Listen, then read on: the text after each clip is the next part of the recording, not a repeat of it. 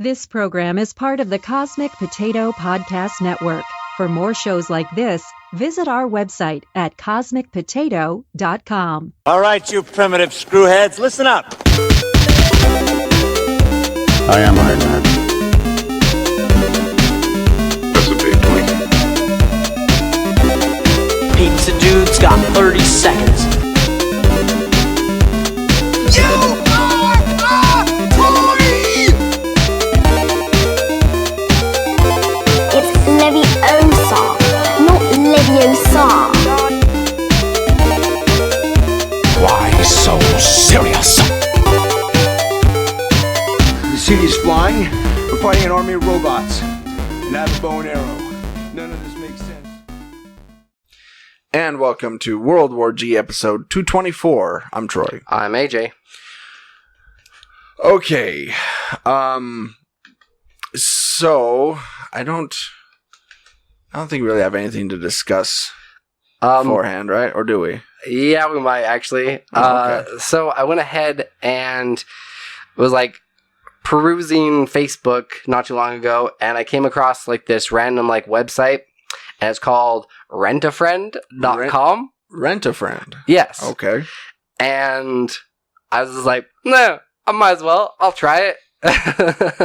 So I signed up for it, not to actually rent people, because I feel like that's kind of weird. I'm like, I prefer to make friends the old-fashioned way. So are you the one that's going to be rented? Yes. Oh. Yeah. Okay. I've yet to have any. I mean, feel free to look me up.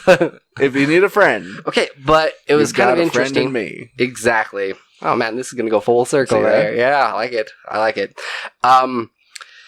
So you have to first you go to the page and you create an account and create a small little profile. Like in a couple of sentences, you can just basically say like, "Hey, would like tell about yourself." And then you have a whole entire like checklist that you can check and say, yes, I'd like to be a friend for these type of different situations, to hang out with other people, to the only ones that there was like 2 different ones that I'm like, no, I think I'll pass on that. It was just like be somebody's prom date. I'm like, no. Pass. And there's like 2 others that I was just like, nope, doesn't really fit. But for the most part, it was just like, hey, go ahead. Yeah, I like concerts, like hanging out, going to like family events, introducing, I don't know, it doesn't matter. So I was just like, all right, I'll go ahead and do this. But on the off chance that somebody does say like, hey, would you like to go to a concert with me? You can actually say like, I'll waive my fee, because they're going to be paying for the ticket. Yeah. Right. So you might as well hang out with them, for free. But then like other than that, you can just set your price apparently like between like $5 and like $20 or something. And interesting. Yeah. Right? And it was kind of interesting because I looked up our zip code, and there's at least over 120 people that I saw that were just on here that can be rented. I am a straight male looking for male. You can do like others, like you can check all. I think I checked for the most part. Yeah. Oh yeah, look at that. Look, we got Boaz, we got Alan, DJ, Little Dale, Don, SWDSC, Nathan, Russian, Braden, Roberto.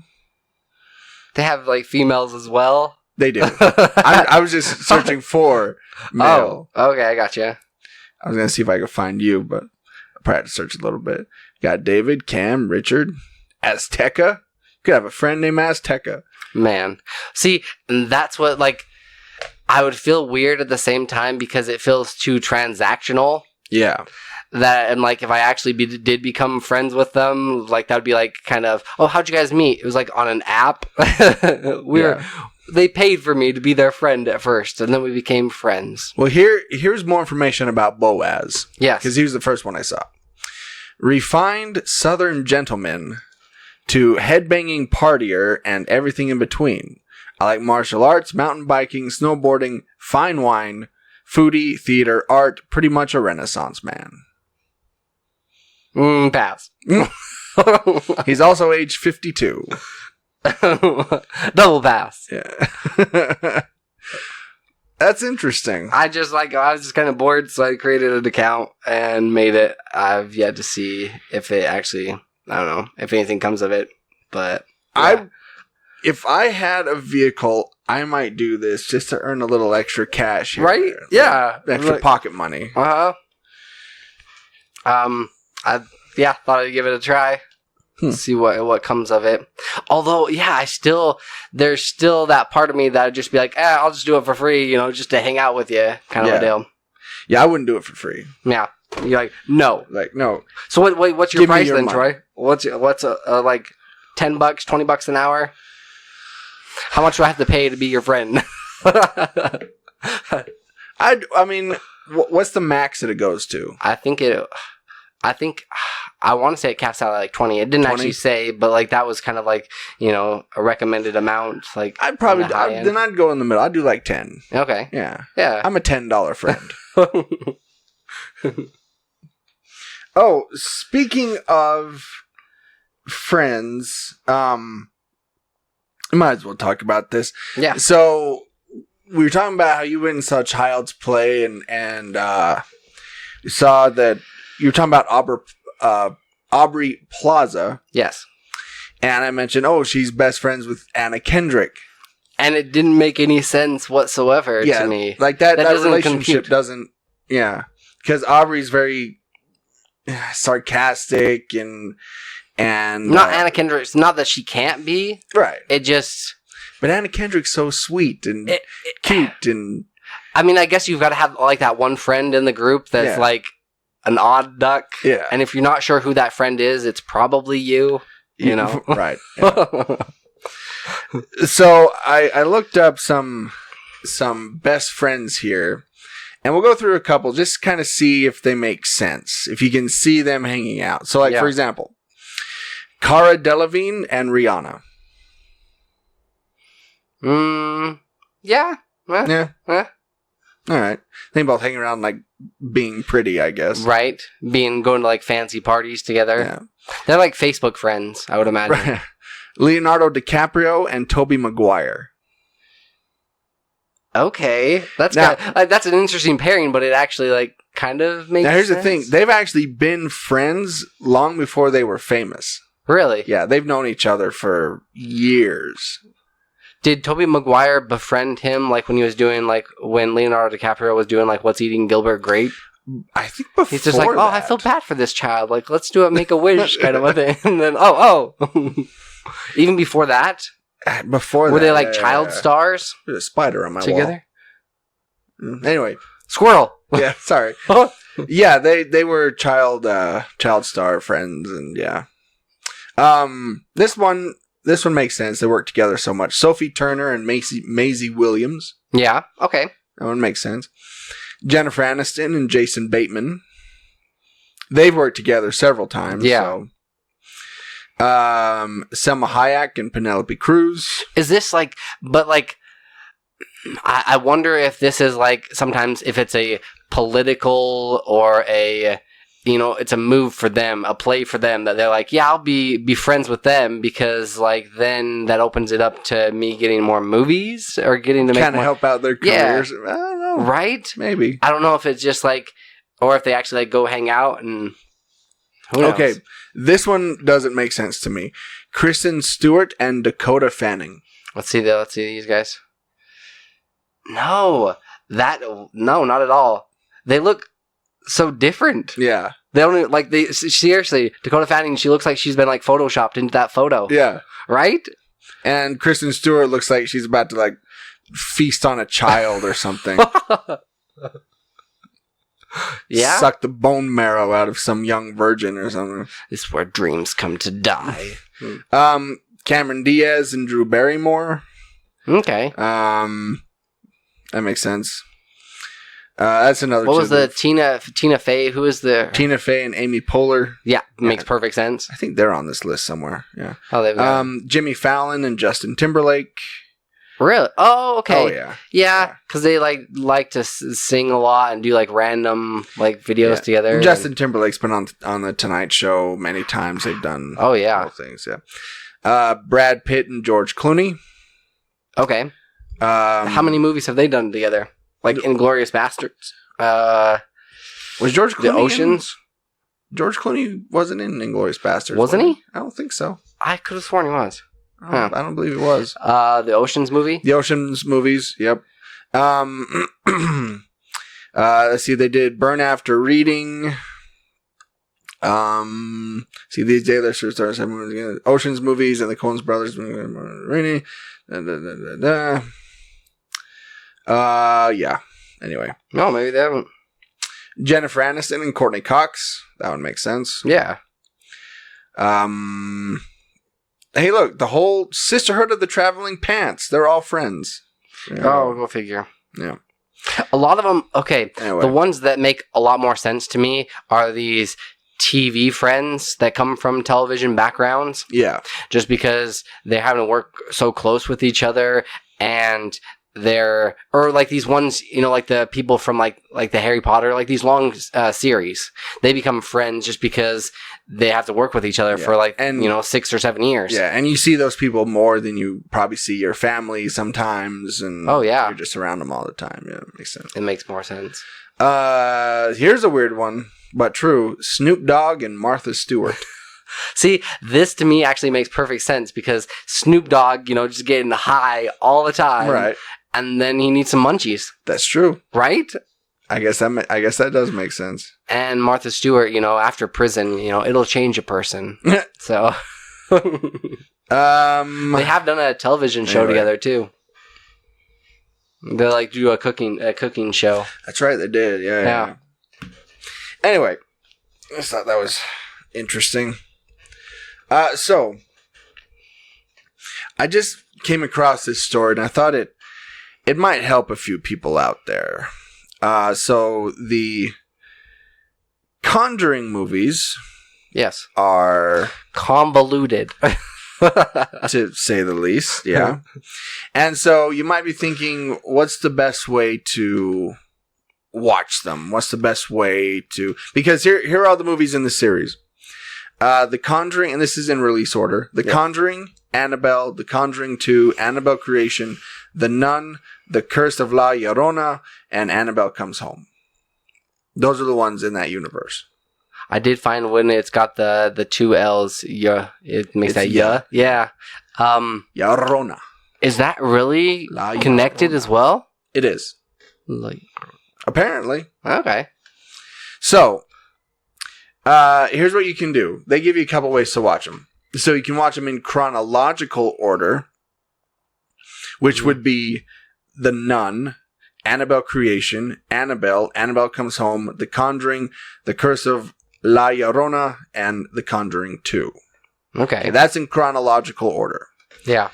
To get a conductive storyline, bad for continuity, makes the Conjuring and Annabelle films seem almost unrelated. Yeah. So we're talking about that one. Here's...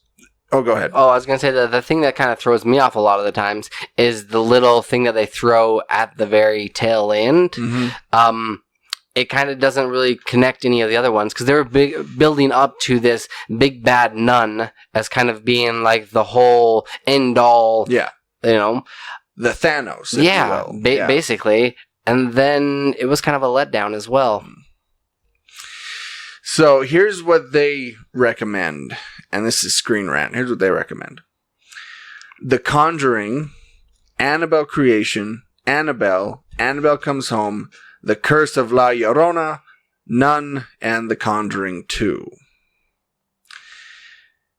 Bookending the series with the 2 Conjuring movies gives a sense of beginning and end that adds heft to the story so far. That's what they say.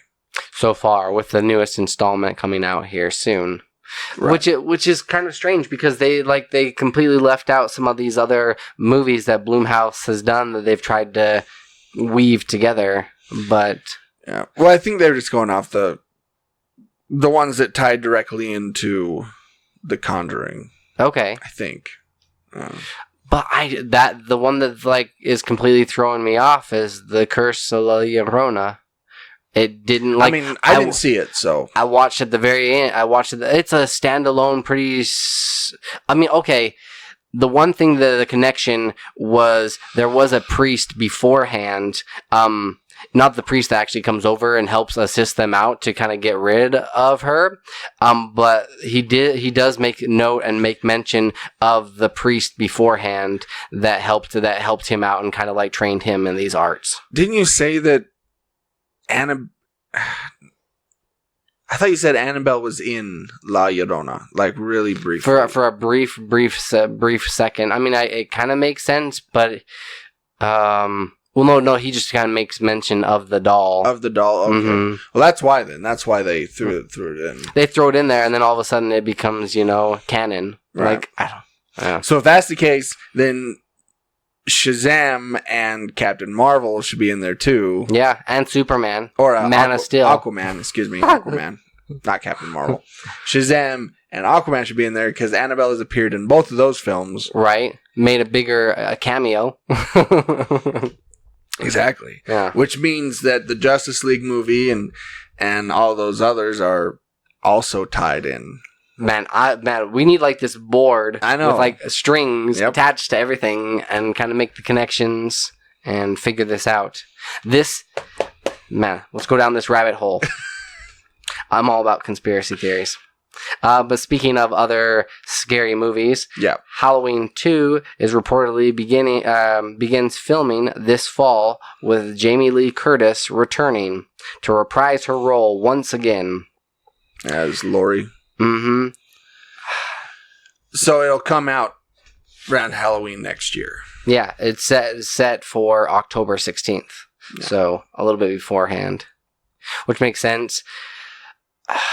In all honesty, like as much as like I might get some flack for this, it was just an okay movie. It was like her character seemed way too eccentric and just like kind of over the top, like that she'd been hunkering down and bunkering for this, like planning for this the whole entire time and like kicked everything else to the curb, including relationships. And it wasn't her best acting role. By any means. No, well, when you get to Jamie Lee Curtis status, I think you can kind of phone it in after a while. Yeah. And he was like, and he did still survive, which I don't know how he survived with. Like, did you see it by chance? I did. Yeah. Okay, with that grate that he went through, and the whole house burning and falling on top of him, and then he pulls a shredder, or like a Joker, or like any of these other great villains. Like he like sticks his hand up out the very end, and he's still alive. He can't be killed. Yeah. That's the thing that always kind of bothered me about like these horror movies is as soon as you like hit the bad guy, they rush over to their friend to see if they're all right, and then the bad guy like stands back up and then like goes to attack. I would like jab the heck out, like chop the dude's head off, like do whatever I have to do, like throw salt on it, and grab a chainsaw and just go to hack town. him to pieces. I've yet to, I mean, it doesn't make for a good movie, but like I've yet to see like a real movie where they've actually like done that with the big bad. Yeah. Yeah.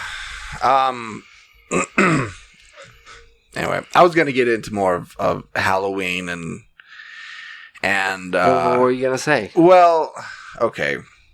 So what stood out to me in Halloween in that one, and I don't know why I thought of this, but the one thing that really stood out was that Laurie had this massive traumatic experience when she was a teenager, right? So all her friends get killed. Yeah. It shaped the rest of her life. Yeah. And after a while, her family just stopped having compassion. Like they just didn't care anymore. Yeah. It's like it's time to get over it. It's time to move on. It's been 40 years. It's time to don't worry about it. Why Let sleeping dogs lie, kind of a deal. Yeah. And for some reason that stuck out to me because it's true. I've seen that happen in my own life. Something traumatic happens and then people are sympathetic for a while. But then it comes to a point where they're just like, all right. I mean, then they just don't want to hear about it anymore. Yeah. It makes a little bit more sense why it would stay so fresh to her is because he's just in a prison not too far away and he's still like could potentially be at large. Yeah. You know? It was like when a few years back when my father-in-law, ex in every sense of the term, Yeah. father-in-law, was killed. People were very sympathetic towards Joni and me for a while, but then, you know, given enough time, people went from, oh, I'm so sorry, to, oh yeah, that sucks. Yeah. It's too bad. Yeah. And that's about it. Anyway. But that was only after a couple of years, not like after 40? Not like after 40. Yeah. Because it was only back in 2016. So I guess what was the connection? Just that it is like... Well, the connection for me was it rang... That was the one part of the film that really rang true. Mm-hmm. Like, I don't know why that part stuck out to me. Yeah. But it's like they just have no... I don't know why we as a society do that, where if somebody suffers these traumatic experiences, we're sympathetic with them for a while, but then it's like, okay, now let's move on to something else. Yeah. It's a short attention span, and we forget in the moment... you know, how that made us feel and how it made them feel. You know, like it kind of gets diluted after like some time. I guess that's true. And I guess that's kind of the culture as well, because, you know, people will get outraged by some celebrity and what they did, and then, you know, they beat their wife or they did this, and then it'll be like 3 months where people hate this person, and then they'll move on to something else. Mm-hmm. Yeah. You know? And so if the celebrity is smart, they just stay quiet, they don't say anything, and they just... Yeah. Or president. Or president. Well, you have to be smart, but that doesn't apply to the current situation. Yeah, and even like to go kind of full circle with this, as far as like movies go, you watch a movie and you're like, this is the greatest movie I've ever watched. This is like fantastic. Like, I love this movie. And then, you know, other movies come out and other things happen in your life and you kind of move on, and you're just like, and then you actually rewatch it again and you're like, why have I not seen this like more recently? Because I mean, there's so many other things that just kind of like take up your time. There's great movies that I watched. Like, oh, that was one of the greatest movies I've ever seen, and I only saw it the one time. Mm-hmm. Yeah. Like The Artist. Yeah. And then you go back and you'll like happen to watch that movie, and then, you know, you remember all these different things, and I guess it's more fresh and more real to the people that are actually like, you know, like you were saying with like your ex-father-in-law, like it hit home for you guys and everybody else. I mean, I don't know. Anyway. I don't know. But that was the part that like resonated with you and kind of stuck out? That's the part that stuck out with me. Makes sense. You know, it's odd. These first few stories have a very connecting theme. We're kind of sticking with like mystery and horror. It's weird. Yeah. Anyway, there's a new Scooby-Doo movie coming out. New animated one called Scooby-Doo and Guess Who? Okay. Now, the whole crux of Scooby-Doo, one of the big things they did is they're big on cameos. Yes. They like to have cameos of celebrities of time, like the Harlem Globetrotters will come on, or Batman and Robin, or, you know. They kind of pull like what like comic books do a lot of the times. Yeah. Yeah. Well, this one is going to have the most cameos of any Scooby-Doo film to date. Okay. And here's the list. Oh, let me just talk a little bit about the movie. Let's see. The animated streaming site Boomerang announced today that there are all upcoming cartoon... That's a weird sentence. Scooby-Doo and Guess Who will debut on Thursday, June 27th. So 4 days from now.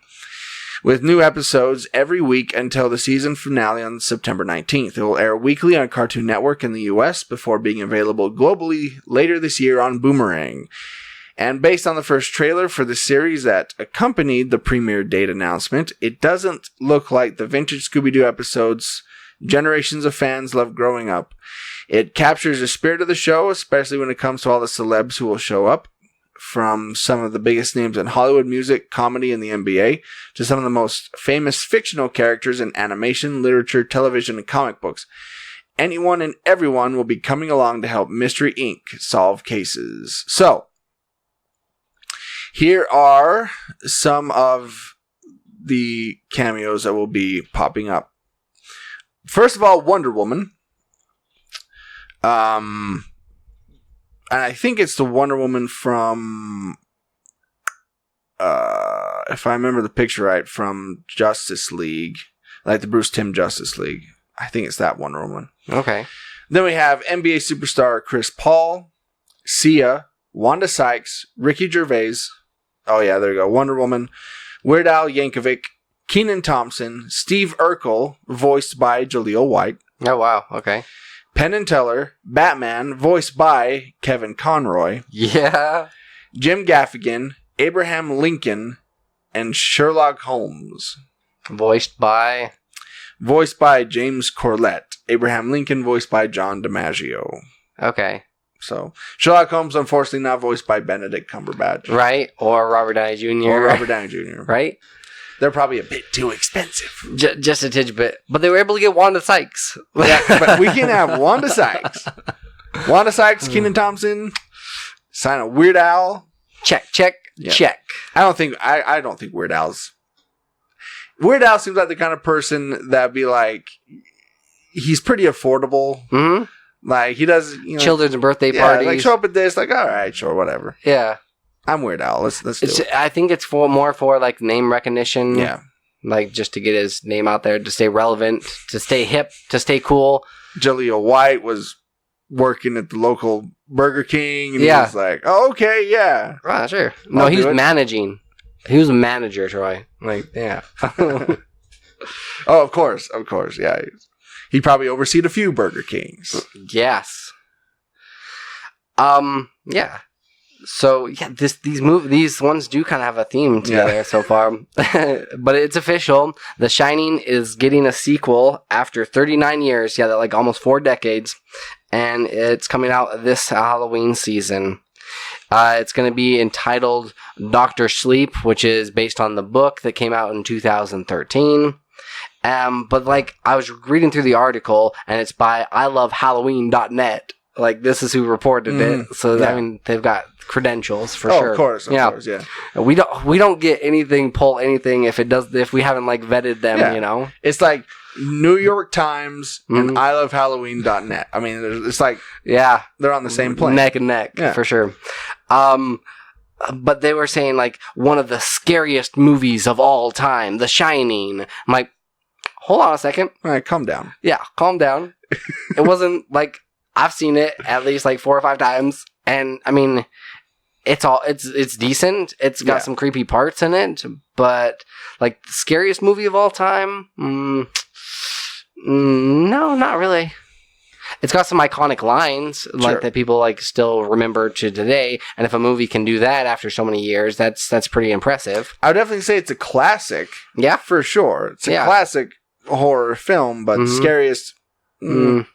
That was to me like the director of The Exorcist, where he said the Babadook movie was the scariest movie he'd ever seen. Like, dude, don't lose street cred there. You made something creepy. Like, that's not. I'm trying to think of the last time a movie ever like genuinely creeped me out. There's movies that I'll like remember for a little bit, but after watching like an episode of like Family Guy or something else, I'll sleep peacefully watching some like YouTube videos. But I think maybe the Conjuring when I was in the theater might creep me out a little bit because I was the only one in the theater at the time. Oh geez, yeah. But even then, I walked out and it was like noon and it's like, you know, sun and everything, people everywhere. So like as soon as I left the theater, I was fine. Yeah. And that's the thing. That's another thing I don't and we're going off tangents here, but that's fine. It's another thing I don't understand, that people refuse to watch movies because they're scary. It's like, it's a film. It's a movie. It's not real. It's not real. Yeah. They're actors. It's like, that has never made sense to me. The ones that do, like, I guess if I were to see their point, like, the creatures, obviously, those aren't real, and those don't bug me or like bother me at all. It's more so the ones that like could potentially happen or seem more realistic. You got like that movie like where people break into someone's house and then like that seems a little bit more realistic and more like relatable. Last House on the Left or Hush. Or, I Spit on Your Grave. Yeah. You know, some of these Dogs. Some of these that could like potentially like actually happen, and like you don't know what their intentions are. Those people's intentions are. Yeah. Those ones kind of like stick with me a little bit longer, but even still, yeah, I don't know. It's a film. It's a movie. Yeah. Have you ever? Oh, the ones that like throw me off though is because I'll say it's a movie, but then like I'll also play video games, and if I'm the one actually having to like walk through the house or do like something creepy, then it starts getting real for me. Like it's easier to distinguish and to be like, okay, this is just a film, this is just a movie, like nothing to it. Yeah. But because what I'll this is random like a little like trick or something like into my psyche here is I'll like watch the movie and then I'll kind of like just look over to the side, or I'll see like, oh, there's other people in the theater, I'm like, oh, I'm watching a movie, and then I look up and see like my video games or something else in the room. It kind of breaks that illusion for a second. Yeah, just enough to kind of like ground you. Yeah, then you're golden. But video games, because I'm playing with my headset, I'm typically playing like late at night, like with like the lights off. that gets pretty real, pretty quick. Immersed. Yeah, you get immersed. Resident Evil 2, that one did it. That one did it for me. That was got sucked in. Evil Within, those ones. The Jurassic Park did it for me. Really? Yeah. Okay. And that was like on, I think, Nintendo 64 or something like that. It was on one of those systems, but yeah, I was playing it late at night, and I was younger, obviously, at the time.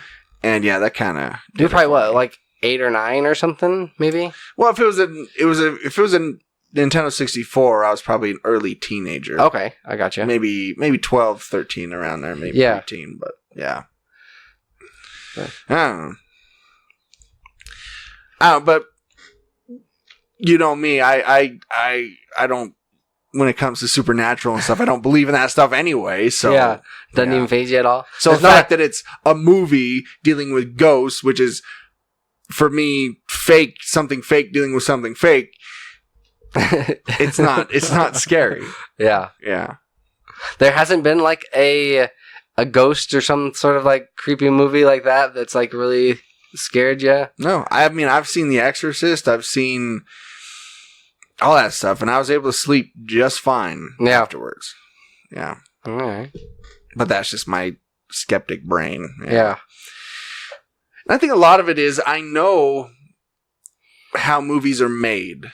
Right. So I'm such a fan of movies, and I know the actors, like the girl in The Exorcist, Linda Blair. I've seen interviews with her, and so, you know, it like you're saying, it breaks that illusion a little bit. Right. You know? If they seem a little bit more related or grounded or like a normal human, then there's still obviously like suspenseful parts or parts that like throw you, like you're like, oh wow, you know, you get surprised by, but as far as actually like terrify you, no. Yeah, there's nothing that really sticks to me. And I've seen actual death. And that really hasn't even stuck with me, so... Really? I don't know. Maybe it's because I'm just dead inside, and that could be possible. That's probably pretty true. All right. Let's talk about something a little lighter here. Yeah. Toys R Us. We sang the laments of Toys R Us. I wore black for a couple of months. Me too. Still wear my black armband. Lest we forget, you know. Never forget.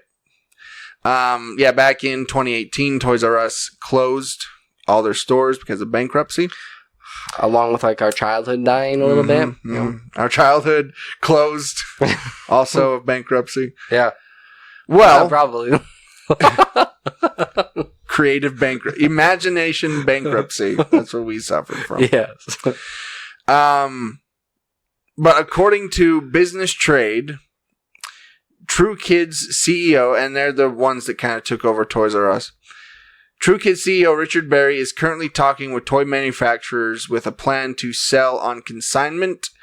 They are planning on opening 6. Yeah, 6 10,000 square foot stores that will be a mix of store shelves and play areas. Okay. So they're going to bring back at least 6 Toys R Us stores.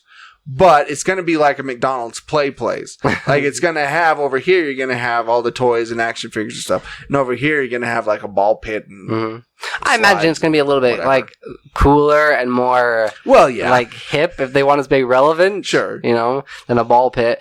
I recently went with my nephew to the Treehouse Museum, and I hadn't gone there, like, since forever, like since it was like back in the mall, or no, I guess it was like up the hill for a little bit because my brother used to work there. But it had like 3 floors, and they had so many different interactive things, and like I found myself like constantly like playing like with these different like screens and tablets that they had with different, like there was one in particular that you could like tap the screen to get more like it was a firefighter video game, and like you tap the screen to get more water pressure, and then you had to like drive over and figure out the best route to get to the fire to put it out. And it was actually pretty fun. And then they had like this huge fire truck that you could like dress up and play, and I don't know.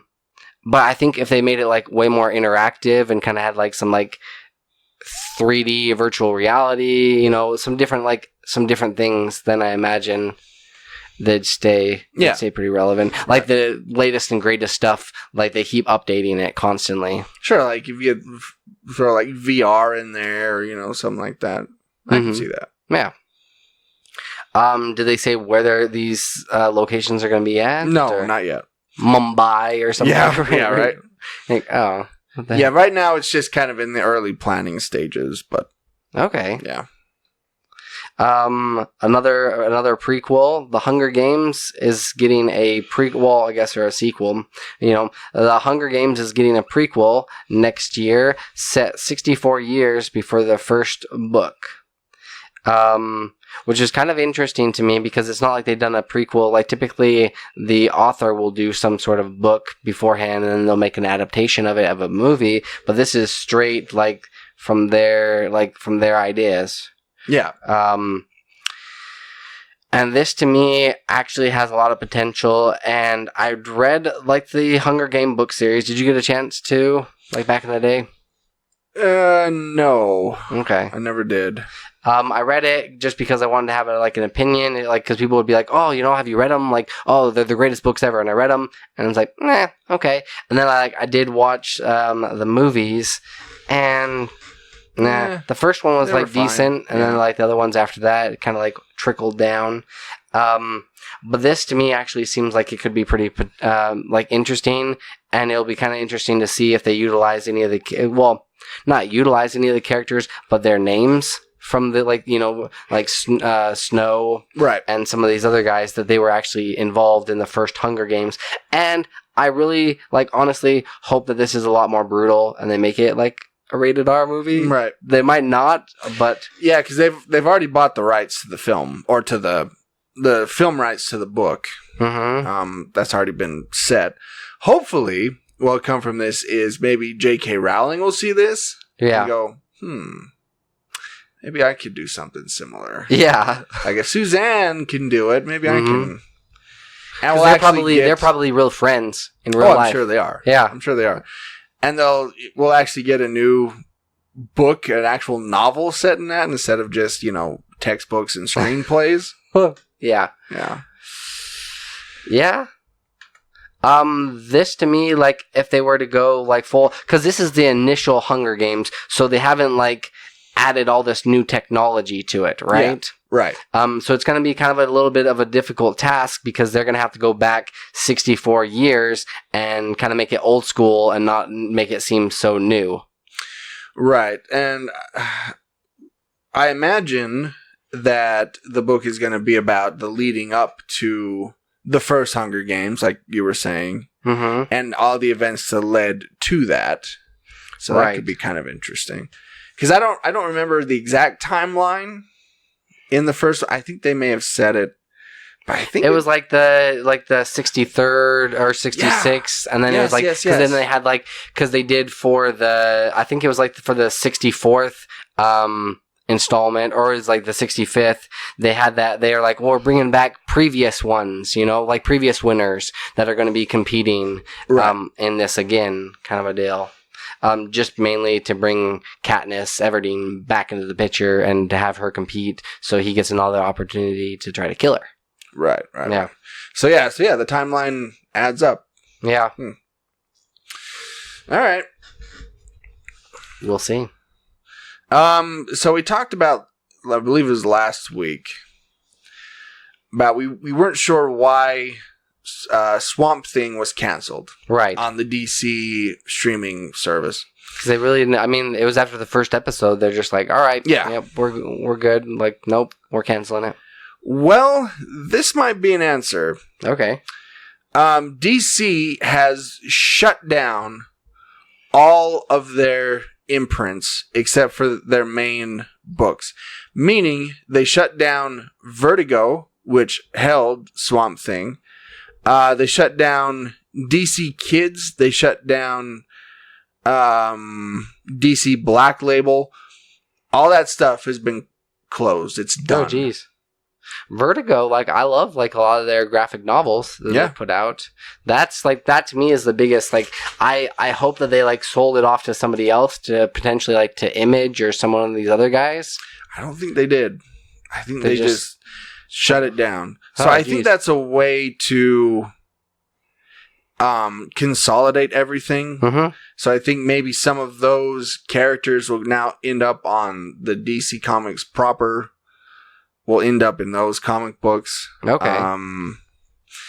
So Dan Didio, who is the co-publisher of DC, says, "We're returning to a singular presentation of the DC brand that was present throughout most of our history until 1993, and we launched Vertigo to provide an outlet for edgier material. That kind of material is now mainstream across all genres, so we thought it was the right time to bring greater clarity to the DC brand and reinforce our commitment to storytelling for all of our fans in every age group. The new system will replace the age ratings we currently use on our material." So they're basically saying that because edgier stuff isn't so edgy now, that's pretty normal. We're gonna consolidate and okay. Yep. I don't know if I like this idea because I feel like a lot of these different authors and artists have the possibility of maybe not landing in DC caliber, but more so landing Vertigo status and actually making it there and getting a name for themselves. And then all of a sudden, they're just pulling it right from underneath them, all these different other platforms. And they're just nope, it's all DC now again. If I remember correctly, I think, wasn't that where, well, maybe not. But Watchmen was kind of, it was DC, but it was one of those imprints, right? Mm-hmm. One of those, yeah, because it was still under the DC, it was still under the DC umbrella, but same with V for Vendetta. I think that one was Vertigo. Yeah. But anyway. There's been quite a few different titles. Yeah, I don't know if I'm as big. Well, because does Disney own Pixar? Yes. Right. Yeah. So that would be them. I think they do, don't they?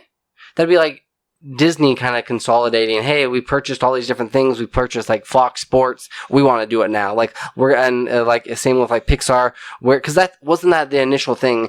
Is some of those creators were hey, we want to do our own thing. We don't want to be under Disney anymore. They had a dispute, so then they created Pixar. So then Pixar started gaining ground and momentum, and then Disney bought them back. Is that not how it happened? I listened to a whole audiobook on the creation of Pixar. It was actually quite fascinating. I'm trying to I think John Lasseter did work for Disney. Mm-hmm. I think. And somehow he got involved with Ed Catmull, and they created their own studio. I think that's how it worked. Yeah. Because they were funded by Apple for a while. Steve Jobs funded them for a while.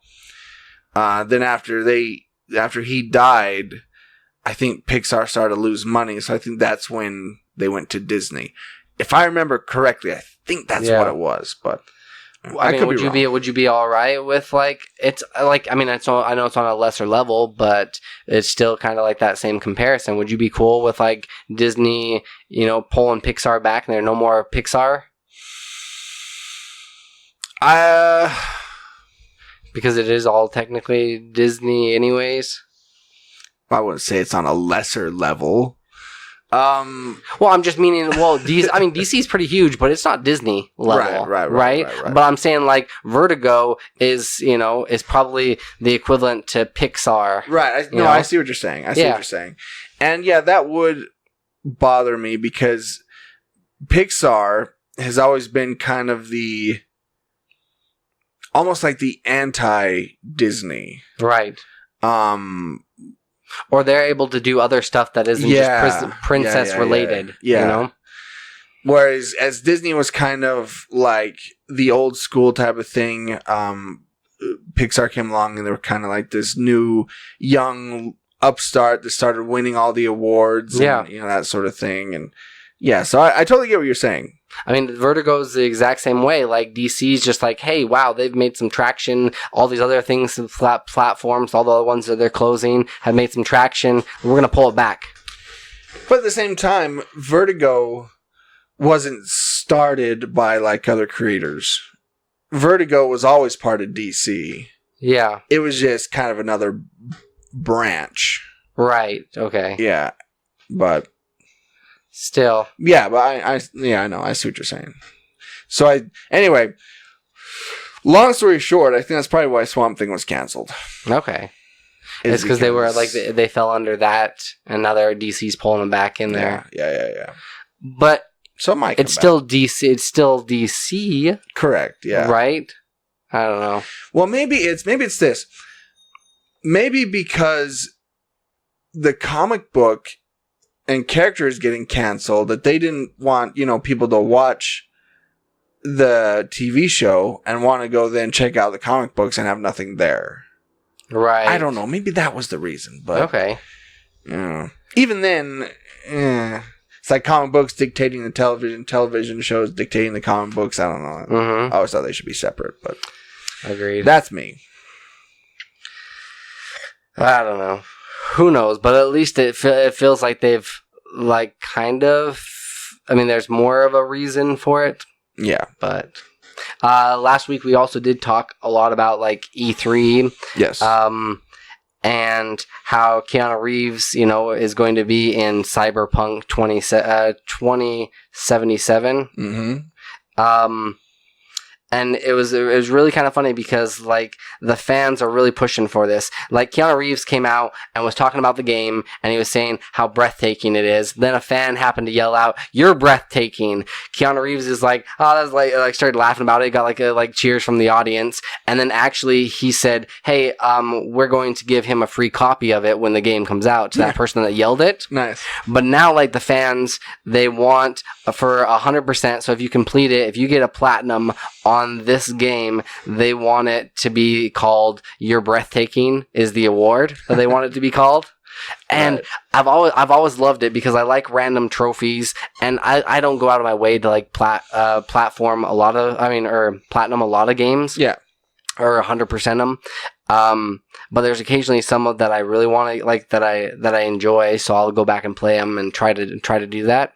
But some of these like trophies are actually like pretty hysterical. Like I was going along, what was I just playing?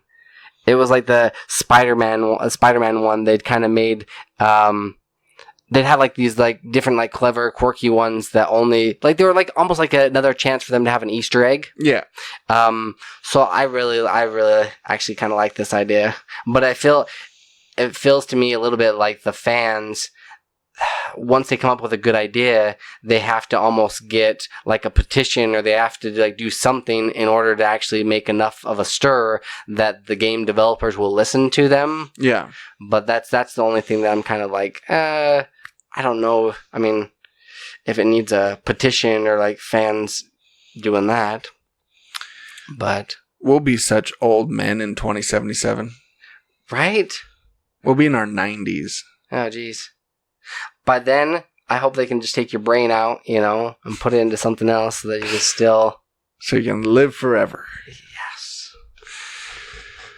Okay. So we've talked about Dark Phoenix several times. We talk about how it's not that good. Mm-hmm. I still haven't seen it, and I don't think I'm going to. So I'm probably not going to. Maybe I'll Redbox it if I get a free Redbox code. yeah, maybe, and that's a maybe. Yeah. So who's to blame? Well, writer-director Simon Kinberg has stepped up to take the blame for the film's poor reception. He says, "I'm here. I'm saying when a movie doesn't work, put it on me. I'm the writer-director. The movie didn't connect with audiences. That's on me.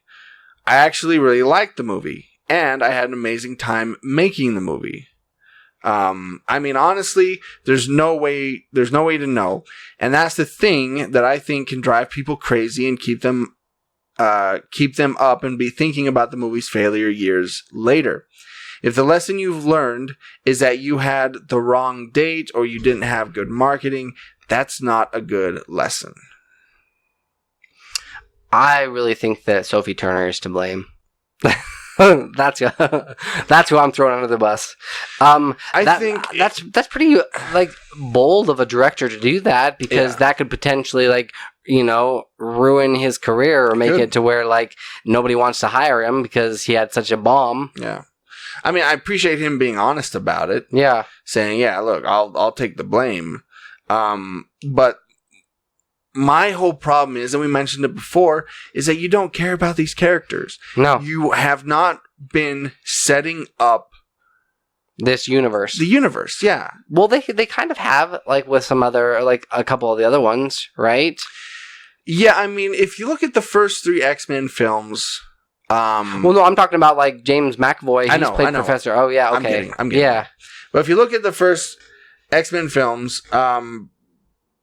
You follow character arcs. Right?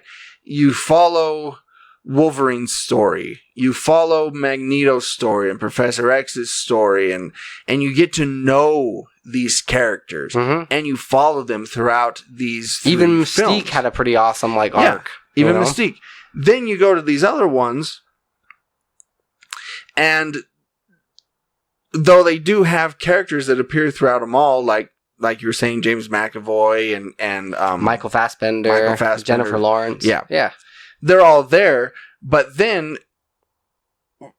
Apocalypse and now Dark Phoenix is not focusing on them. Right. It's focusing on Scott Summers and Jean Grey and Nightcrawler and all these characters that have been background characters. Right. That have taken a back seat to these main characters. All of a sudden we're supposed to care about these guys. That's the problem. That, and I believe that they were kind of hoping that they could piggyback off of what these previous people, have created with these characters. Right. I mean, you've got these iconic characters, and they're like, oh, everybody's already known and love them. We don't need to have a character arc with them. We can just throw them in right here because everybody already knows them. It's going to be... So do you think that, I mean, I know this is a side tangent, but do you think that the Avengers, moving forward, is going to suffer from the same thing where these other characters have been backseats? No, I don't think so. What's kind of the difference, I guess? Because the Avengers, or the MCU, they don't really have background characters. Anymore. They've killed off...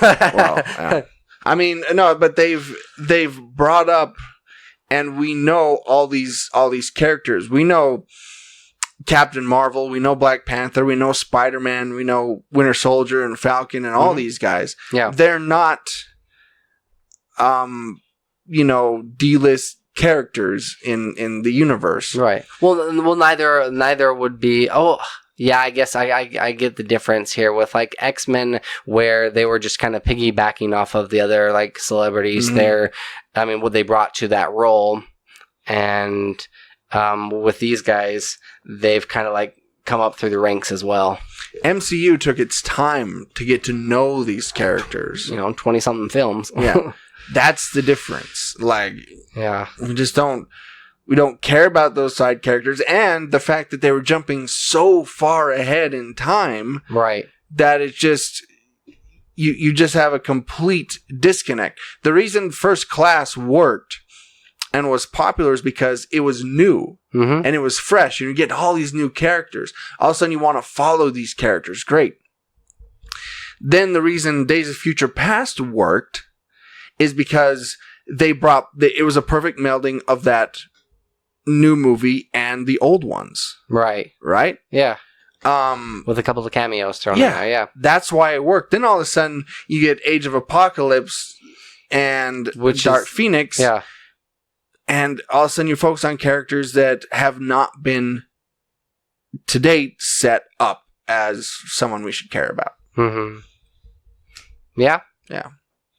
Call me Hollywood. I'll fix your problems.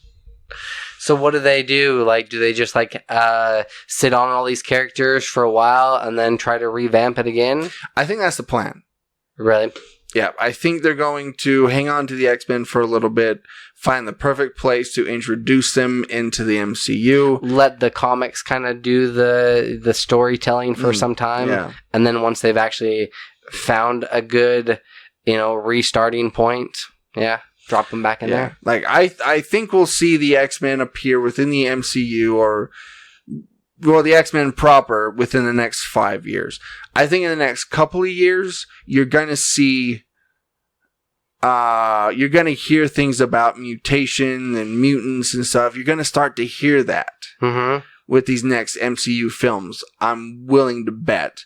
They're like, oh, we're picking up some other characters. Yeah, and not even would you still reintroduce the actual X-Men, the ones that we know about, or would you introduce new mutants, a ton of new ones? Because I feel like you do have to have these Storms and Wolverines, and you do have to have some of these that people are going to actually know and care about. Because you have to bring in people that aren't fans. Yeah, you're getting.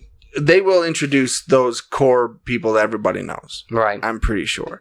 But being it's the MCU, they're also going to focus on characters that people maybe don't know that much about. And that can actually make them care about. Like we started caring about Doctor Strange and Guardians of the Galaxy. Yeah. I mean, yeah. Characters that people barely even heard of. Mm-hmm. Yeah. Speaking of the MCU, the Avengers Endgame, we've kind of talked about this quite a bit. Yeah, a little bit, yeah. Right? It's still, the Endgame is still in theaters, yes, but they're bringing it back. Endgame is returning to theaters with a new post-credit scene and a couple of other, as if the movie wasn't long enough. They're adding in a couple more. I mean, I like this, but at the same time, I think I'll probably just wait until it comes out and buy it on DVD and then watch it in its fullness. Maybe I'll wait till it gets to the cheap theater. Really? And then take a look. Maybe spend $4 to go see it or something. They're trying to desperately beat they're in kind of a time crunch because you've got the new Spider-Man installment that's coming out soon. Yeah. And they want to have that movie do well, but I really feel like they want to be unseat Avatar. Yes. Right? That's kind of what their goal is and reasoning for do this. That's what it feels like, at least. I'm sure that's exactly what it is. And I've seen all kinds of memes and stuff all over the internet about, this is just a cheap money grab, blah, blah, blah.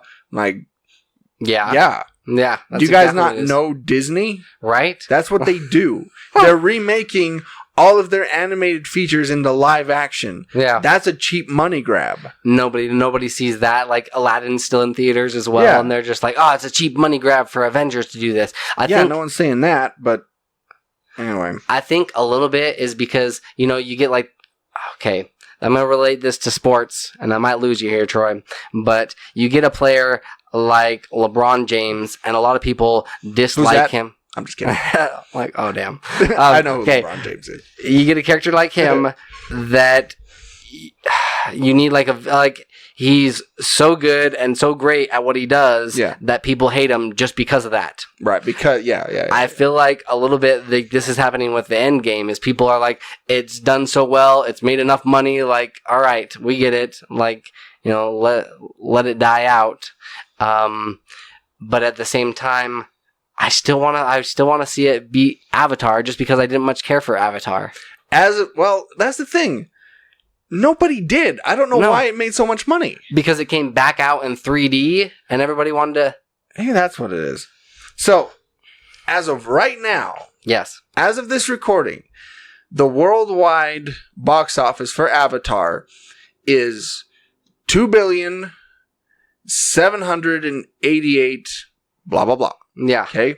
Blah. The worldwide box office for Endgame. Yes. $2,749.6 blah blah blah blah blah blah blah. So it's 2,788,000,000 and 2,749,000,000. Wow. Dang. It's so it is closing in. I honestly thought that it was going to break the $3 billion mark. Well, here's the difference. Yeah. And I'm seeing here. Domestic, yes. It made more money than Avatar did. Right. Domestically. Right. It made $834 million. Avatar made $760. Yeah. Here's the difference. Overseas. Right. Avatar made $2 billion overseas. Okay. Whereas Endgame only made $1 billion overseas. I do feel like there is a little bit of a disconnect. Like, not gonna lie, a lot of these movies that have more of a anime feel to them, you know, you got movies like Pacific Rim and some of these other ones that, like, you're like, why is this getting a sequel? And like, overseas, it made a crap ton of money. Like, it made so much money.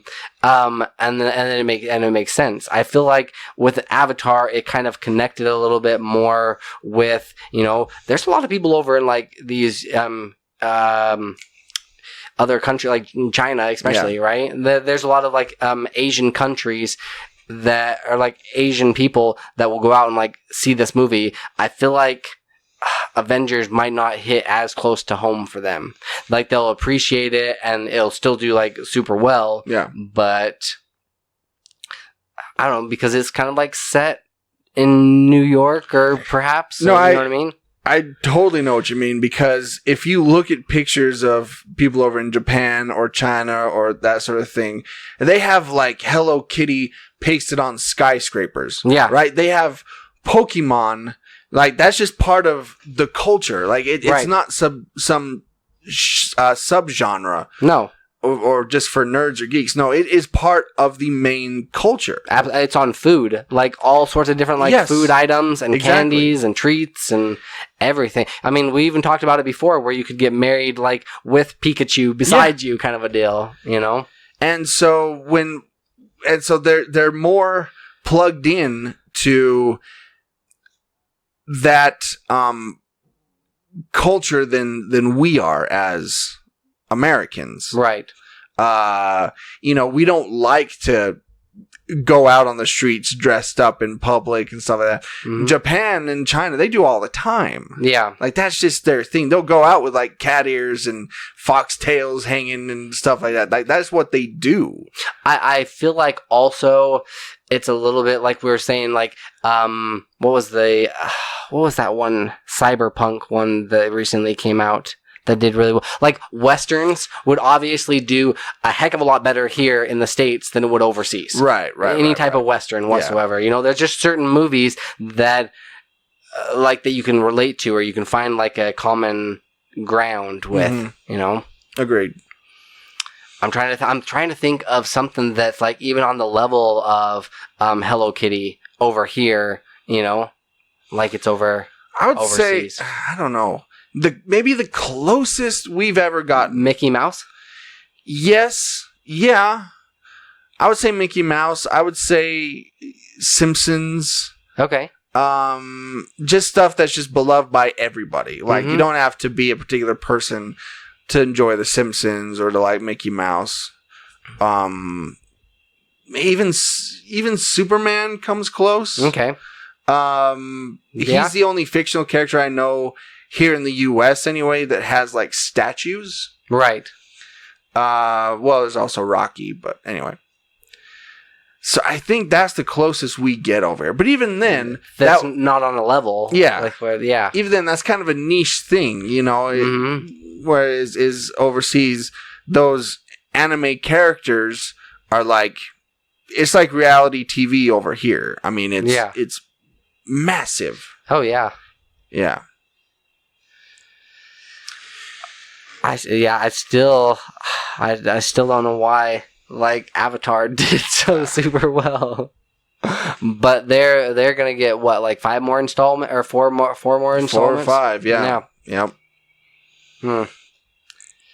Yeah, I'll admit it, I watched Avatar. Yeah. I watched it in 3D. I'm like, okay, that was kind of cool. Visually, it was kind of cool. Yeah, like, visuals were cool. The villain to me, I didn't think that he was like the big bad, and that didn't seem all that menacing. No. It's like the plot we had seen hundreds of times before, and so much better. Yeah.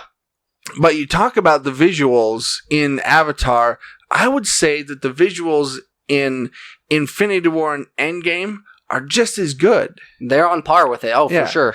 Like, if you look at Thanos as a CG character and the blue kitties in Avatar, like, I would say Thanos almost looks better. Like, he almost looks more realistic than they do.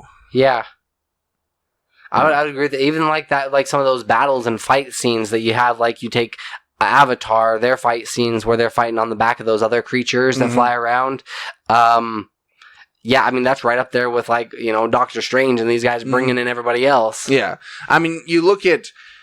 You watch Avatar and the characters look good, but in the back of your mind, you're still thinking, it's CG. It's motion capture. It's this, it's that. Yeah, when he's, like, jumping over the tree logs as that dude's, like, trying to, like, crush him and, like, beat him up, you're just like, oh, yeah, that's CG. It's CG. Yeah.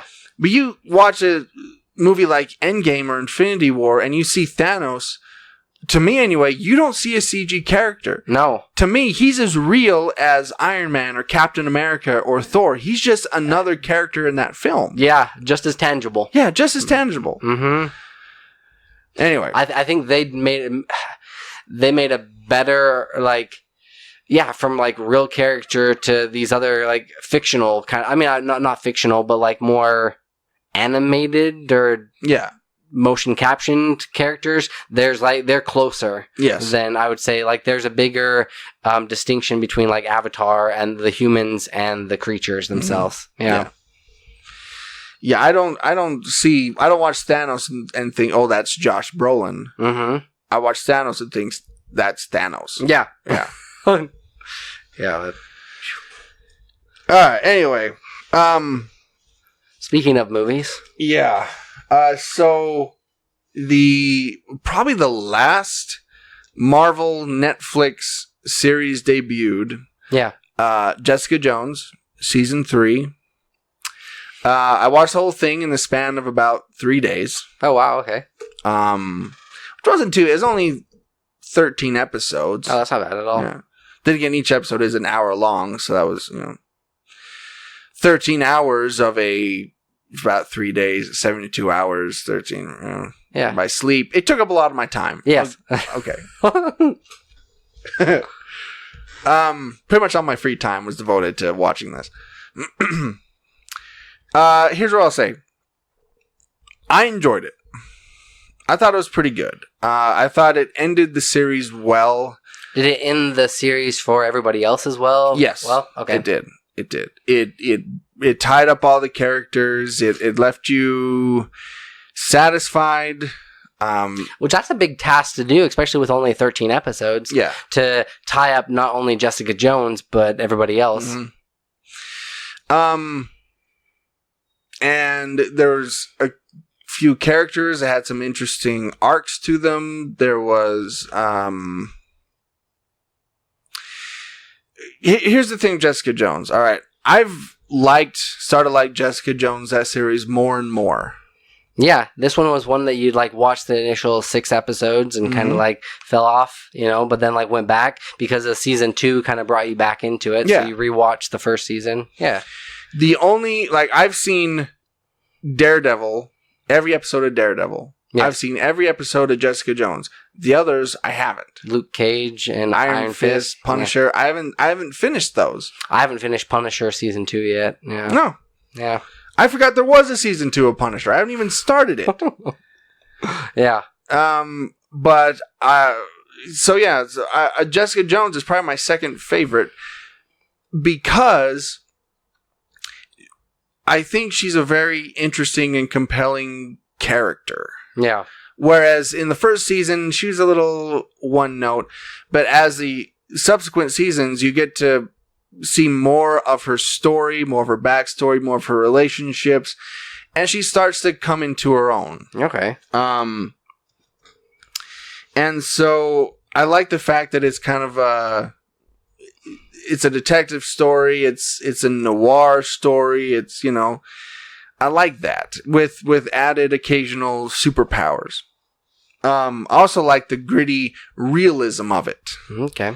It seemed pretty grounded. Yeah. Okay. I mean, it takes place in New York. The deaths are really brutal. I mean, you deal with corrupt lawyers and politicians, and you deal with... And I feel like you did that with Luke Cage as well. He just seemed a little like nothing could harm him. Yeah. Right? Yeah, there's no... you don't feel like Luke Cage is ever in any sort of danger. No. Whereas Jessica Jones, she is super strong, yes, but she's not invulnerable. Right. She can still get shot and stabbed just like anybody else. And so there's a little more of a concern there if something happens to her, which it does in season 3. Do they have, like, the other characters in this do a pretty decent job as well? Oh, yeah. Okay. Oh, yeah. The supporting cast? Particularly her sister, basically her adopted sister, Trish. Mm-hmm. It's just as much her story as it is Jessica Jones. Oh, wow, okay. They're the two main characters, and you get to see this interesting dynamic, like a total opposite arcs between Jessica's story and Trish's story. They go in completely opposite directions. And it's interesting to watch, and you kind of see that a relationship kind of dissolve, but try to be put back together and kind of be fixed, and it's interesting. That's the other reason I like Jessica Jones, is because it's very much a human story. It's about families. It's about relationships. It's about, betrayal and that sort of thing. A very human emotions are running through this. Okay. So I think that's why I really liked it. And so if you enjoyed the first 2 seasons of Jessica Jones, you'll like season 3, I think. But if you haven't seen the other 2 seasons, I wouldn't recommend watching it because you're going to be lost. Yeah. Yeah. It's not going to make sense. Okay. Because season 3 is basically, like I said, it's tying everything up. It's tying up all the loose ends. It's ending it. So anyway, so out of 5 bottles of bourbon, which she said that she drinks a liter of bourbon a day. Jeez. Holy crap. Wow. I'd give it. No, here's what I'll do. I'll judge season 3 and the entire dire series run. Okay. So season 3, I'm giving out of 5, 3. Okay. The entire series as a whole, I'm giving 4. Okay. Wow. Yeah. Now with Daredevil, the entire series, I'd give like 4.5, if not a complete 5. Yeah. Yeah. But yeah, I connected with this series, and I really liked it. I really enjoyed it. Man, I'm gonna have to add it to my list. I have been looking for a couple of new shows to add in there because there's been kind of a lull when it comes to Netflix and Hulu as far as like what's available, and like newer shows haven't started up just yet. Have you seen the first 2 seasons? Jessica Jones? Yeah. No, just the first season. Okay, just the first season. Right. Yeah, I totally recommend them. I think they're really good. Okay. Yeah. Also, I watched Men in Black International. Yes. I didn't have a whole lot of high expectations going into this, but it wasn't as bad as I thought it'd be. Okay. Because it feels more like the first Men in Black film. Yeah. Whereas Men in Black 2 and 3 really started to go off the rails. 2 was all right. 3, yeah, it got really strange really quick. Whereas this one kind of remains a bit more grounded, which is funny considering it's a movie with aliens in it. But it felt more like that first movie, which I liked. A new recruit coming in. Yeah, I mean, Will Smith's character, had to do just that. It's come in and kind of like say like, hey, no, I belong here. Kind of a deal. But there's an interesting twist, whereas Tessa Thompson's character, who's kind of the new recruit, the Men in Black don't find her. She finds the Men in Black. And she wants to be a part of Men in Black because something happened in her childhood. She's been searching for them. Isn't it? She didn't get flashed. Nobody else did. Okay. Yeah. I think they showed that from the trailer. Yeah. I'll set up really quick. When she was a kid, her parents saw a little alien creature. And so the Men in Black showed up. She's kind of looking. She looks away. The parents are outside. She's up in her window in her room. They think she's asleep.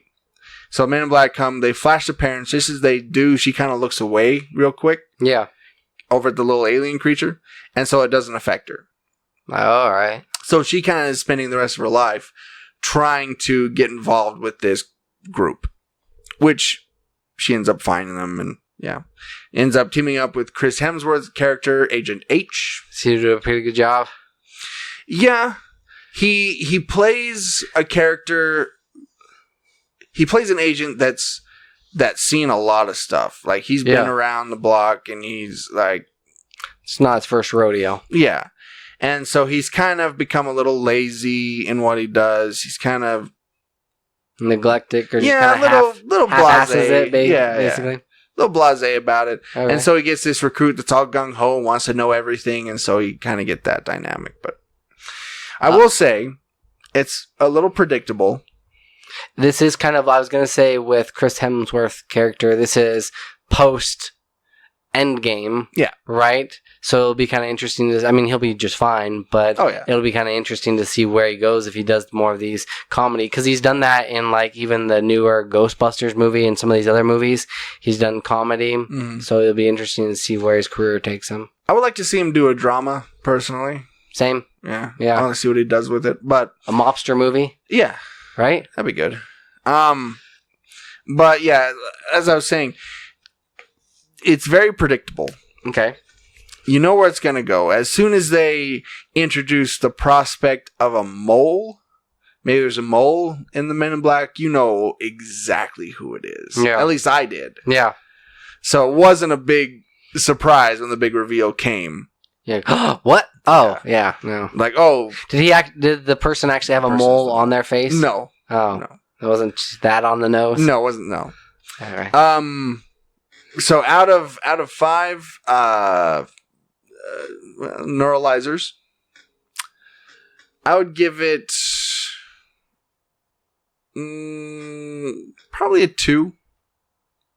Okay. You know, if you want to go check it out on Redbox or maybe Cheap Theater or something, that's where I saw it. I saw it in the Cheap Theater, or did I? Wait, what did I see in the Cheap Theater? I went to Captain Marvel. Okay. I watched Captain Marvel again. That's right. Yeah. Anyway. So there's that. I did get a chance to check out a double feature From one Andy that gets terrified by toys to another one that we'll talk about more about Toy Story 4 here in a minute. And that was my plan as well, but I end up not seeing Child's Play. Child's Play stars the big ones for me were Aubrey Plaza and Mark Hamill. Yeah, for sure. Aubrey, she plays Karen. Karen is kind of a neglectful mother, but she's trying to make ends meet and she's trying to provide for her son, but she's a little late to the bandwagon when she brings home this Chucky toy to her son Andy. Yeah. Gabriel Bateman. She brings it home to him and he's kind of it's everybody else has already seen them. They've already come out and he's a little too old for them, but he wants to be nice to his mom and she did this even though she got a second-hand one that kind of acts up and starts doing its own thing. He still kind of walks it around and befriends it. Yeah. Chucky, voiced by Mark Hamill. Chucky basically starts not acting like a normal toy, starts doing things out of the norm. It's able to, there's specific voice commands and certain things that it should be saying, but he starts venturing off and saying, swear words, and he can do, so then the kids, because he befriends these two other kids who live in the apartment complex that he's in, befriends them and they start making him Chucky do different random things scare the boyfriend and terrorize other people and I don't know, they kind of have some fun with it, but Chucky basically imprints on Andy and is just I'll do anything to prevent anybody from harming you, and anything that this kid says, he's just I wish you'd just disappear, Chucky takes that to heart and goes ahead and does just that. I did really like what they did with the character of Chucky. They made it to where he was able to have record. Oh, and the kid's name actually is Andy. Yeah. Oh, that's funny. He's able to record. If they did that on purpose. I'm pretty sure that they did. Well, that I don't know if because the original one Chucky came out back in the day, so that's why maybe Toy Story did that. That's true. Right? Yeah. Because there's one that came out in the 80s, way before this. I think they probably give that some thought. All right. Anyway. But yeah, Chucky's able to record different voices, so he starts creating contention among everybody else, the boyfriend that's over at the house, he hears that Andy doesn't like him and he's just I wish you'd just die, and the boyfriend confronts him, and then Chucky also records everything that goes on, so he starts manipulating it. I forget the name of the company that actually created the Chucky dolls, but it didn't go supernatural like we'd expected Chucky to go, where he was able to control other things. It was because he was created from the same company that also created a lot of other technology. They created televisions and phones and anything technology related they've had a hand in creating. So he was able to, because you had to sync it basically up to the cloud for him to be able to interact with you more and remember all these other things. Yeah. So it's artificial intelligence. Right. Basically. Basically, in a nutshell, Chucky starts going off the rails and starts killing everybody, and they're the company themselves is going to be introducing another doll, a number 2 edition that everybody else can buy, and so Chucky kind of creates himself an army that they have to also take out in this school, in the store. I really liked certain aspects of it. The acting was okay. Mark Hamill was creepy, on the money with his voice, and overall, it was like a decent B horror movie. They knew what they were. Yeah. Yeah, it was all right. They weren't creating high art here. No, for sure. I would probably like, as far as out of 5 rotor tillers. I'm probably gonna go with 2. I don't know. It was all right. If you need to appease your Chucky, craze, I don't know, like you're like wanting to see a new adaptation of it. It was okay. So if you went to Toy Story and like, oh, that's a bit too wholesome as far as toys go, let's go to something a little darker. Yeah. Dark toys. Yeah. Think this would have been better if they released it during Halloween? I think it would have done it a little bit better. Aubrey Plaza, her character, she was the one that I probably disliked the least in it. She didn't believe her child at all, and she seemed like way neglectful, and she didn't even care, her son's playing out in the hall because she's wanting to have a fling with this other guy, and the dude is always belittling him, and she didn't seem like a very good mother at all, motherly character. Yeah.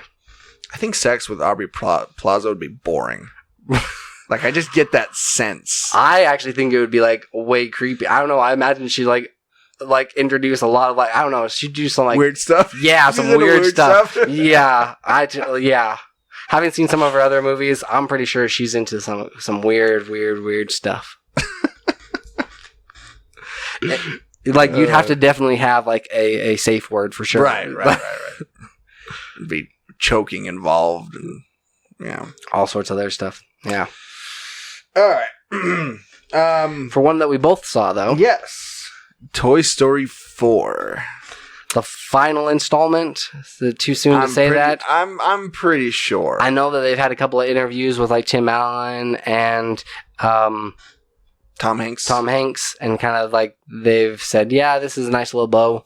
Yeah. I'll leave it at that. I think it's done. Look, before we get into it, here's what I put on Facebook.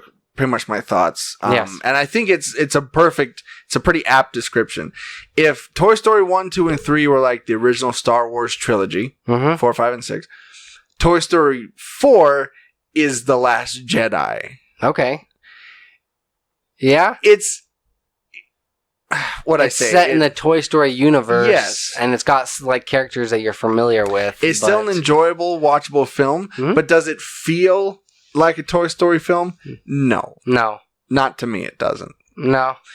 And look, I've said it, we all know, I know these movies inside and out. Yeah. Right? These are, as far as trilogies go, it goes Star Wars, Back to the Future, Toy Story for me. Okay. Right?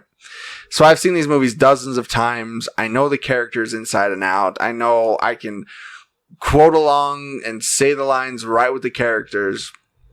Did the characters do things out of the realm that you think that they would normally do? Yes. Yeah. That was one of my biggest problems. Same here. When they started talking to the humans a little bit, it seemed out of place that the humans were could hear them. Yeah, they started breaking a lot of Toy Story rules. Yeah. That they'd established. One of the biggest issues I had though, and I'm saying this because I still like the movie. I did. Yeah. I enjoyed it. Yeah.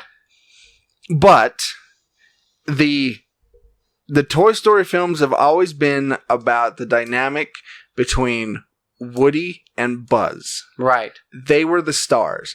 And then Jessie came along, and there was those three, Woody, Buzz, and Jessie. But then it was still the dynamic between them as well. But I mean, you kind of oh, how is Woody going to react to this? Oh, how is, Yeah. Woody really took a back seat for a minute in this movie. Yes, exactly. The core relationship of these films has been Woody and Buzz. Right. I thought of it like this. Tom Hanks' script must have been massive. It's huge. Oh, yeah. Tim Allen's script was probably, 8 pages. Yeah, if that. Especially when he's on the the RV, the majority of the time, oh, what do we do? I don't know. Like, listen to your inner voice. It's like Buzz all of a sudden reverted back to the Buzz from the first Toy Story film. Yeah. It's like he's been living, like, time. A lot of time has passed since these guys got together. It's been nearly... I mean, Andy's in college. Yeah. Like, he's probably married. Like, if they're going real time, it's been over 20 years. Right. And Buzz doesn't know what a conscience is. Right. Like, he doesn't know what an inner voice is. Like, that seemed really strange to me. Yeah. And it's not like... They did have some pretty funny lines, and I did like how the voice, I mean, when he pressed the button, it kind of interacted with the rest of the story. That was funny. Yeah. Like comets, and like they're jumping across or other, But this was... It was Woody's movie. Yeah. 100%. Yeah. And then it became Woody and Bo Peep's movie, where all the other characters just became... like side characters. They seriously had to like go back to the RV just to remind us that they were still involved in this movie. They were still there. Yeah, like they had to find something for people like Rex and Ham and Slinky Dog and Jesse and all these guys to do. Right. Which sucks because they were such big parts of the other 3 films. Right. And this one they're just like, nah, this is Woody's movie. Yeah. I mean, I like Woody. He's probably my favorite character in these films, but he works best when he's playing off the dynamic of Buzz and you know, Rex and Ham and Mr. Potato Head. I did like how they did make Woody kind of an older, seasoned veteran that had to like learn to, you know, especially when he's like in the closet and he goes to like lead everybody and somebody else is like, no. This is my job. It's like, no, we got it. I got it. Oh, what are you going to name your first, like, you know, bunny? Yeah, like, first Dust Bunny. Dust Bunny, yeah. Yeah, but I don't know. And so I thought that was a little... What did you think of the introducing the new characters? I really liked Forky a lot more than I thought I would. Yeah. I thought he was going to be kind of annoying, but I thought he was actually really funny. And like, cause I've watched all the Arrested Development series. Yeah. Like, I forget the actor's name. Tony Hale. He already has like a motherly issues when it comes to, well, his character on Arrested Development did, you know, where he's like, he grows attached to her and like he'll do anything for her, brush her hair. Yeah. Like it's kind of a creepy, borderline psycho kind of a mother-son relationship. So they couldn't have picked anybody better to have like play that role. Like that was spot on. The other thing I liked about Forky is his kind of existential crisis. Like he is made from garbage, so he keeps wanting to go to the trash. Yeah. It's like, no, I'm trash. I'm garbage. That's where I need to belong. I thought that was really interesting. That was an interesting dynamic there. So the magic is actually created, like they don't come to life. That's what I was going to ask you, is they don't come to life until somebody's actually written their name on the bottom of their feet? I guess. Right? You know, I'm not sure exactly how that magic works. Right. Honestly. The Toy Story magic? Yeah. Because I thought it was one direction as far as like all toys having like that were alive. You know? I the first 3, that was kind of the consensus. Besides, what's that one kid that created the weird Sid? Yeah, where he creates these different like characters, but it was because you already had like a baby doll head on top of it that was alive that it brought the rest of the creature to life, right? Yeah. But I will say this: I was wrong about Bo Peep. She was not the villain. Yeah. And even the villain wasn't really a villain. No, not really, no. It was this character named Gabby Gabby. And when she first shows up, you kind of think it's kind of a Lotso situation. Like she controls this antique shop, but not really. She did have some henchmen. The ventriloquist dummies, they were creepy. Oh yeah, when they're chasing them through like the little like corridors and different hallways, yeah, they were pretty gnarly. Because they were so, you know, they're very loose and limp in the way they walk, and it's creepy looking. Yeah, them also being like the eyes and the ears in the sky kind of a thing, like turning their head and being like basically security cameras. Yeah. And, you know, in the end, this was probably the first time they actually felt any sort of sympathy towards the quote-unquote villain. Mm-hmm. You didn't for, like, Lotso? Not really. Yeah. Lotso did some pretty deplorable things. Yeah. And so I didn't really... He got what was coming to him. He got what was coming to him. And they kind of, you know, wrote it that way, that's what he was going to get. But with Gabby, you're like, in the end, you're like... I felt bad for her. Yeah. Like, oh, that's sad. Yeah. Because her whole reason for doing things, and I hope I'm not giving too much away here, was just to be with a kid. Yeah. Because she's never been with a kid. Mm-hmm. Because she says she came out of the box defective. Her voice box was messed up. Right. So then she was just put on the shelf and had to watch all these other kids interact with not broken toys. Yeah. And like already, because she's kind of a porcelain doll and fragile, children typically don't play with them that much. They're just meant to be on display. They're like one step away from being like basically a trophy. Yeah. Right? Yeah. Yeah. So I thought that was interesting. It got really into what it feels like to be a toy, but both created and neglected. Yeah. Mm-hmm. But at the same time, they took Woody, a character that was his whole purpose was to be there for his kid. Yeah. He even says in one of the films, it doesn't matter how much Andy plays with us. Yeah. What matters is we're there for Andy when he needs us. That's what we're made for, right? He doesn't seem to think that way in this one. A little bit with like the introduction, like with Forky. That's like, true. Having to keep bringing him back. Like, no. Like, it's for the kid. It's for the kid. Yeah. But then once the prospect comes in where, he could get a little action. Yeah. You know, Woody could get laid. Yeah. He's like, well, maybe you go over here. Those morals go out the window. Everything else. I mean, I get it. I get it. Yeah. I think we all get it, but, you know. I did really like to see Bo Peep and what she'd been up to. Yeah, and how she was a great character. I loved how they kind of just go from like, you know, they're like with the traveling circus, that they just go from party to party to be played with because that's what they enjoy, you know, that's what they enjoy doing. But they also love their independence and the ability to just go see the world. Yes. You know, I think I would probably be more of like a, Bo Peep kind of a character where it was just like, all right, let's see the world, let's explore, but then at the same time, you know, you go there like to remember what it's like to have like a kid or to be cared for and loved for, and you know, and like, okay, all right, on to the next thing. Yep. Because they're gonna live forever. Yeah. You know, unless they get like ripped to shreds. And even then, that doesn't necessarily mean they're dead. No. That one zebra character, what was the character that he like got ripped to shreds by the cat? By the cat, yeah. But he was still alive, just chilling. I also really liked that, where they had like an underground kind of party where none of them had to pretend to not be real. They could just live their lives normally. It was like a rave, yeah. Mm-hmm. Keanu Reeves, what'd you think of his Duke character? Kaboom? Yeah. I like Duke Kaboom. Yeah. Yeah. Because he was basically like an Evel Knievel type character. I thought he was pretty funny. I also really liked Key and Peele, Duck and Bunny. I thought they were really funny. They're different scenarios that didn't actually happen. Yeah. Those are hilarious. I'm like, wait, they're gonna do another one? I laughed another one so hard at that part. Yeah, like I think that was when they're trying to get the key. That part.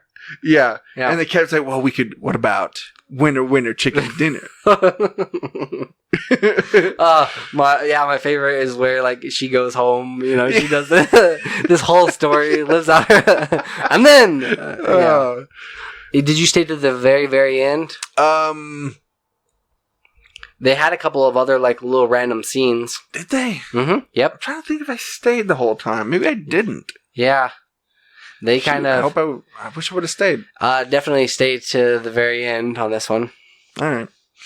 So overall, look, I mean, it's a really fun movie. It's really enjoyable. Yeah. But it just doesn't quite fit with the other Toy Story films. That's all I'm saying. Right. Yeah. As a standalone film, yeah, it's great. It's fun. But if I didn't know these characters so well, Right. I probably would have enjoyed it a little bit more. Yeah. So out of 5, I don't know. Wait, we could do ventriloquist dummies. We could do sporks. Yeah, let's go sporks. Do sporks. All right. Yeah. So out of 5 sporks, I'd give it. I'm at about a 3. I was gonna say 3. Okay. Yeah, I was gonna say 3. Yeah. It's a good send off. They had a nice send off kind of a thing. I really didn't cry. I teared up a couple of times. Yeah. But not like Toy Story 3 where I was just, just a puddle at the end. Yeah. I was just destroyed. This one didn't destroy me. Okay. This one was like, okay. All right. Did you like that thing that I posted up on Facebook about Adam Sandler? So with like a bunch of, were there like a ton of kids? Yeah. There was like a ton of kids when I went and seen that movie me too. as well. That they were like, I feel like it was kind of interesting because like some of the further back seats, they have like these larger aisles that you can kind of run, and they're just like letting their kids run around. I had the same experience. Yeah. I'm like, okay. There's this little kid scooting up and down the stairs, like this little toddler Yeah. going up and down the stairs. I'm like, why is there kids in this movie? I'm like, oh, wait. It's Toy Story. Yeah. Of course there's going to be kids in it. Like, shut up, you idiot. This movie isn't for you. Yeah. But, yeah. Yeah, but, yeah. So, basically, go see it. Yes. You'll enjoy it. And if you don't... If you're not like me and don't, say, well, would this character say that? Would that character say that? I didn't give that much thought into it. Yeah, so you'll probably enjoy it a little more than I did. But okay. Oh dang, I think that's about it. That wraps it up. Wasn't quite ready. Let's go all the way down. Scroll past my pictures of Anna Kendrick, which I have a few on my phone. Okay. So, here's where you can find us. You can listen to all of our episodes at worldwarg.podbean.com. You can also find us on iTunes, Google Play, and cosmicpotato.com. On the social media, you can find us at facebook.com/worldwargpodcast. We're also on Twitter and Instagram. Just search at WWG Podcast. You can find all of our merchandise at shop.spreadshirt.com/worldwarg. You can also email us anytime. Day or night. At worldwgpodcast@gmail.com. You can also call or text the show at any time at 385-240-1692. Just leave a message. So, this has been World War G episode 224. That has been AJ. That has been Troy. Stay geeky, my friends, and you've got a friend in me.